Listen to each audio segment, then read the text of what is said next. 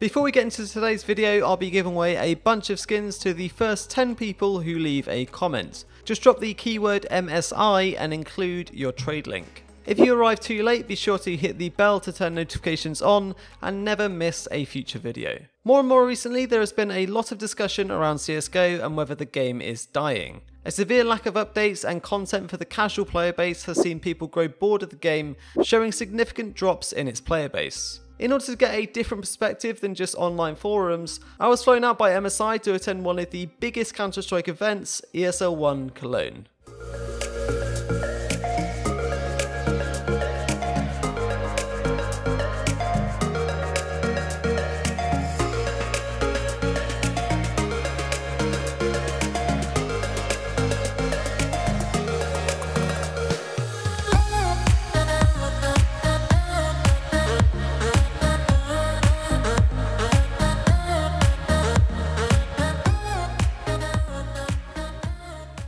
Before I talk more about the discussion, I want to show you a few of the things MSI had us do during the trip. This included a CSGO stunt class where I and a bunch of other YouTubers practiced how to do real combat scenes on set. We took a day from the Cologne trip to travel to their place and whack together a short action piece that I think you might enjoy.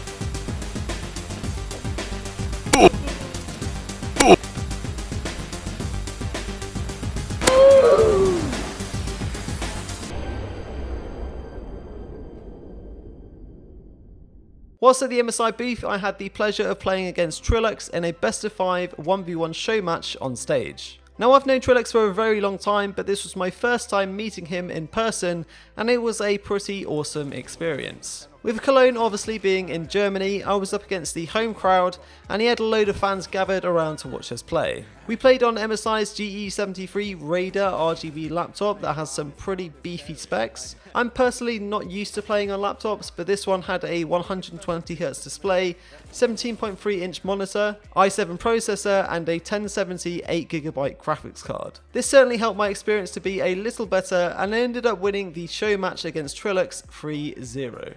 Yeah, it was really good. Fun. Yeah? Yeah, it's a challenge. So wiping the floor with Trilux wasn't a big challenge, or? No, it was a challenge, but to be fair, I've been here for like half an hour like warming up, and I've put all my settings in, so it's a bit, you know, I feel bad.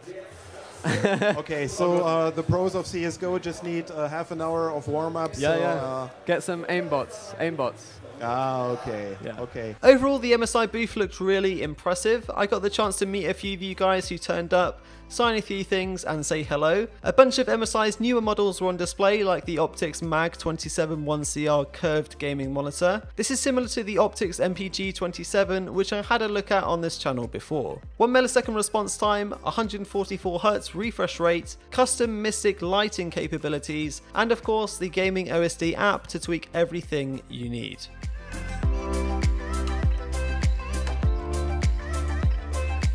With this being my first trip to Cologne, I was super excited to check out the Lanxess Arena. This place has been dubbed as the Cathedral of Counter-Strike, and for a good reason. Just listen to this crowd.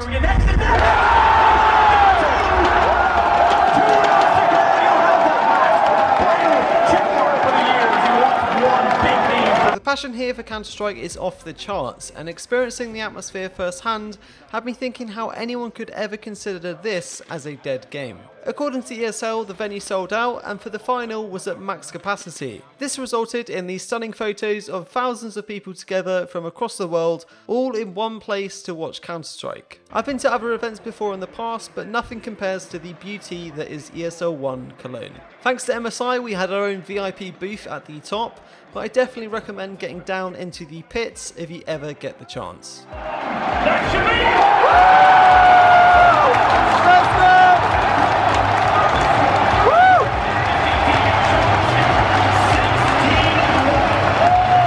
After experiencing everything Cologne has to offer, it's hard to go back home and hear that the game is supposedly dying. The fact that the event was being broadcasted over on Facebook certainly didn't help. A quick glance at the overall viewership of this event online compared to last year's on Twitch will make it seem as if a lot of people are suddenly not interested.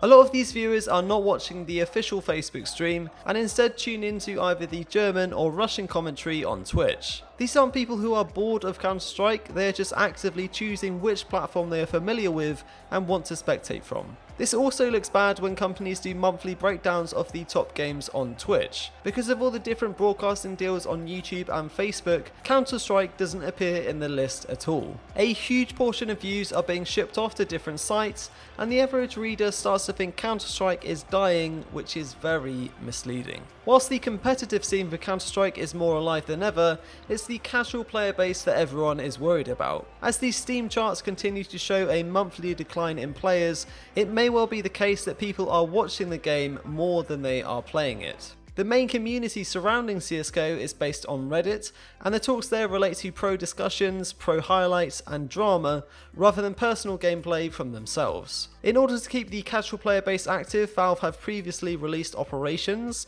These include quests, missions and a progress booklet to grind for rewards. Unfortunately, the frequency of operation releases have slowed down significantly, along with the new weapon cases that usually go hand in hand. Skins in general for CSGO have taken a massive hit as Valve try to battle against the hundreds of unregulated gambling sites. Most recently, this was in the form of a 7-day trade restriction that made it a big hassle for users transferring skins. OP Skins, who are a skin marketplace, try to get around this by utilising their express trade, but Valve shut down the site entirely and banned all of the bots. Say what you like about skins and their shady economy, but since their release in 2013, they have only ever helped the game grow. For casual players, collecting these skins gave them a reason to get back into the game and show them off. With all the recent hits to the economy, people don't feel as comfortable holding onto so much value and are looking for ways to cash out, thus losing one of their strong connections to the game. For me personally, this doesn't bother me so much. I'm quite happy playing the game because I love it and not because of whatever colour my rifle is. I've been playing Counter-Strike way before skins were released and I still find the same joy today as I did back then. Unfortunately, this isn't the case for a huge portion of the casual player base that find they play the game a lot less or stop booting it up at all. Another major factor for a decrease in the player base could quite simply be just other games. Within the past year, the rise of Battle Royale has taken over the gaming landscape, and its newest edition of Fortnite has even made strides towards the mainstream. The crossover of the FPS genre makes it easy for games like these to take a chunk of CSGO's player base, especially with the aggressive marketing campaign Fortnite are currently running. There's definitely more that Valve could be doing to fix the decline in its player base, but the recent updates to the game have been heading in the right direction. Panorama UI in particular was a huge visual overhaul that brings Counter-Strike back in line with the current AAA FPS titles. My prediction for the future is that Valve will release Operation Panorama together with a Panorama weapon case. This is pure speculation, but I think the new UI will allow them to do something a lot more different than we've seen before, giving a breath of fresh air for the casuals that will inevitably come back. At the end of the day, Counter-Strike is a game that has stood the test of time. A classic shooter, simple in design, that gives you a feeling no other game can provide. Slow and steady does seem to be the motto of Valve, but at least it's slow and steady in the right direction.